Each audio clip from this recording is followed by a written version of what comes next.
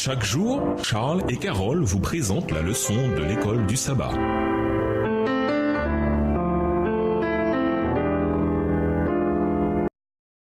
Bienvenue à votre émission. Dieu nous parle. Nous voilà la leçon de mercredi. Transition. Le fait est que les êtres humains sont souvent des créatures d'habitude. Et en effet, nous sommes installés dans nos façons de faire. Et plus nous vieillissons, et plus il est difficile de les changer. C'est vrai, nous ne changeons pas facilement. Combien d'épouses se plaignent au fil des années? J'ai essayé de changer mon mari, mais Dieu s'occupe de nous changer. Sinon nos personnalités, mais assurément nos caractères. C'est principalement cela le plan du salut. Dieu qui fait de nous de nouvelles personnes en lui. Quel grand changement Saul de Tarse a-t-il vécu et comment sont-ils arrivés? Acte 8, les versets 1 et 3, Acte 9, les versets 1 à 22 et Galates 2, les versets 15 à 17. Acte 8, les versets 1 et 3. Saul avait approuvé le meurtre d'Étienne. Il y eut ce jour-là une grande persécution contre l'église de Jérusalem. Et tous, excepté les apôtres, se dispersèrent dans les contrées de la Judée et de la Samarie. Verset 3. Saul, de son côté, ravageait l'église, pénétrant dans les maisons. Il en arrachait hommes et femmes et les faisait jeter en prison. Acte 9, les versets 1 à 22. Cependant, Saul, respirant encore la menace et le meurtre contre les disciples du Seigneur, se rendit chez le souverain sacrificateur et lui demanda des lettres pour les synagogues de Damas, afin que, s'il trouvait des partisans de la nouvelle doctrine, hommes ou femmes, il les amenât liés à Jérusalem. Comme il était en chemin et qu'il approchait de Damas, tout à coup, une lumière venant du ciel resplendit autour de lui. Il tomba par terre.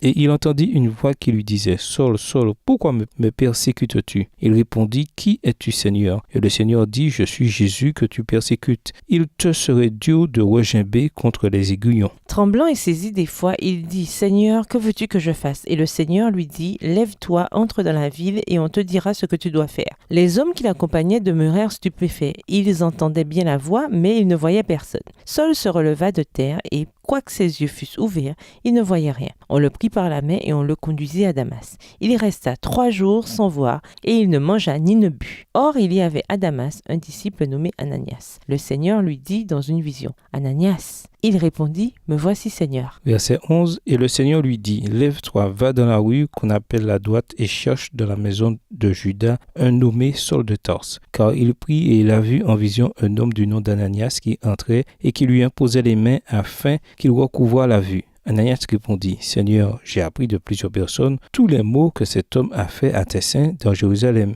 Et il a ici des pouvoirs de la part des principaux sacrificateurs pour lier tous ceux qui invoquent ton nom. » Mais le Seigneur lui dit, « Va, car cet homme est un instrument que j'ai choisi pour porter mon nom devant les nations, devant les rois et devant les fils d'Israël. Et je lui montrerai tout ce qu'il doit souffrir pour mon nom. » Verset 17. Ananias sortit et lorsqu'il fut arrivé dans la maison, il imposa les mains à Saul en disant « Saul, mon frère, le Seigneur Jésus qui t'est apparu sur le chemin par lequel tu venais m'a envoyé pour que tu recouvres la vue et que tu sois rempli du Saint-Esprit. » Au même instant, il tomba de ses yeux comme des écailles et il recouvra la vue. Il se leva et fut baptisé. Et après qu'il eut pris de la nourriture, les forces lui revinrent. Saul resta quelques jours avec les disciples qui étaient à Damas. Et aussitôt il prêcha dans les synagogues que Jésus est le Fils de Dieu. Tous ceux qui l'entendaient étaient dans l'étonnement et disaient « N'est-ce pas celui qui persécutait à Jérusalem ceux qui invoquent ce nom? Et n'est-il pas venu ici pour les emmener liés devant les principaux sacrificateurs ?» Cependant, Saul se fortifiait de plus en plus et il confondait les Juifs qui habitaient Damas, démontrant que Jésus est le Christ. Galates 1, les versets 15 à 17. Mais lorsqu'il plut à celui qui m'avait mis à part dès le sein de ma mère et qui m'a appelé par sa grâce de révéler en moi son Fils, afin que je l'annonçasse parmi les païens, aussitôt je ne consultai ni la chair ni le sang, et je ne montai point à Jérusalem vers ceux qui furent à porte avant moi, mais je partis pour l'Arabie, puis je revins encore à Damas. Tandis que Saul s'abandonnait ainsi à la puissance convaincante du Saint-Esprit,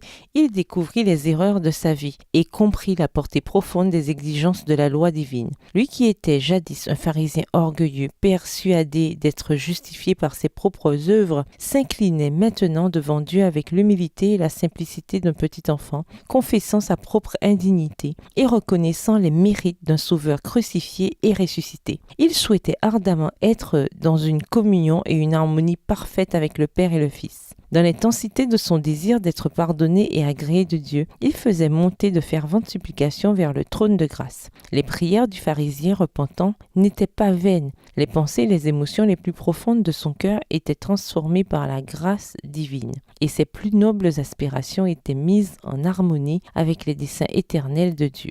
Le Christ et sa justice devinrent pour lui plus que le monde entier. Texte tiré du livre Conquérant Pacifique au chapitre 12 à la page 105, écrit par Ellen G. White. Même si nos histoires de conversion sont loin d'être aussi spectaculaires que celles de Saul, nous avons chacun notre histoire, une expérience de la manière dont le Seigneur a agi dans nos vies pour nous changer, pour nous faire devenir le genre de personnes que nous devrions être, nous le savons. C'est vrai, le processus peut prendre du temps et parfois il est facile de se demander si nous pourrons changer un jour. Dans de tels moments, il y a 2 textes bibliques cruciaux sur lesquels méditer et réclamer pour soi. Lisons Philippiens 1, le verset 6 et Romains 8, verset 1. Quelles sont les 2 grandes promesses que l'on trouve dans ces textes et de quelle manière s'intègrent-elles dans l'expérience d'un chrétien? Philippiens 1, verset 6. Je suis persuadé que celui qui a commencé en vous cette bonne œuvre la rendra parfaite pour le jour de Jésus-Christ. Romains 8, le verset 1, il n'y a donc maintenant aucune condamnation pour ceux qui sont en Jésus-Christ. Et nous vous laissons à cette question-réflexion. Dieu vous appelle-t-il un ministère?